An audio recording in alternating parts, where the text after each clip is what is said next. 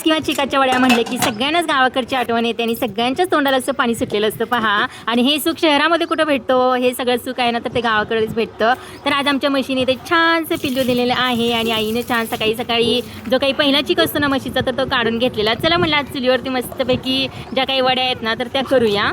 Hi hello नमस्कार, कशा आहात सर्वजण? मस्त मजेत ना? तर चला नवीन एका गावाकडच्या व्हिडिओमध्ये मी सुद्धा आपल्या सगळ्यांचं अगदी मनापासून स्वागत करते. आणि तर मी जवळजवळ 1 लिटर आहे ना तर तो पहिला चिक घेतलेला आहे, जो की अजिबात त्याच्यामध्ये पाणी वगैरे मिक्स करायचं नाही आहे. फक्त आपल्याला थोडंसं एक पेला ह्याच्यामध्ये दूध घालायचं आणि अर्धा किलो साखर घालायची आहे. मी 1 लिटर आहे ना तर तो चिक घेतलेला आहे आणि अर्धा किलो आहे तर ती साखर घेतलेली आणि 1 पेला दूध घेतलेलं आहे, जे काही साधं दूध आपलं जे गरम करून थंड केलेलं असतं ना तर ते घेतलेलं आहे आणि चांगलं मिक्स करून घ्यायचं. साखर पूर्णपणे विरघळून घ्यायची आपल्याला इथं.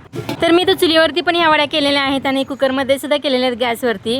तर याचा लॉंग व्हिडिओ मी आपल्या चॅनलवरती अपलोड केलेला आहे. खूप छान आहे, खूप सुंदर पद्धतीने वड्या दाखवलेल्या आहेत आणि एकदम मस्त झालेली ही रेसिपी. तर खालील जो काही त्रिकोण दिसतो ना तर त्याच्यावरती क्लिक करा आणि लॉंग व्हिडिओ नक्की पहा. खूप छान पद्धतीने ह्या वड्या झालेल्या आहेत.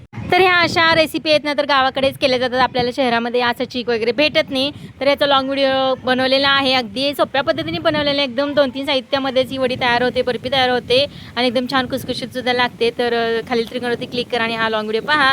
भेटूया नेक्स्ट व्हिडिओमध्ये गावाकडच्या. तोपर्यंत bye bye. Thank you for watching.